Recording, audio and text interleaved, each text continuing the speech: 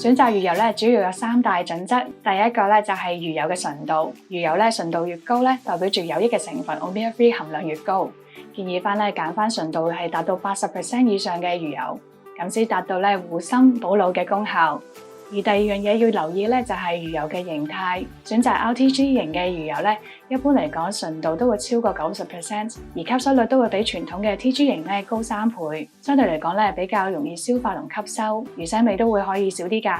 而最重要咧就係安全認證。食魚油咧最擔心咧就有害物質超標嘅問題。選擇一啲嘅純正海域小型魚來源，例如係一啲秘魯啦、挪威啦嘅海域咧，係保證魚油物質好㗎。另外，選擇獲 IFOS 5星認證嘅魚油，係通過一連串嚴格嘅檢測，包括咗係 Omega-3 嘅含量、純度、重金屬同新鮮度檢測，係屬於國際魚油界別最高級嘅認證，咁就可以安心食用啦。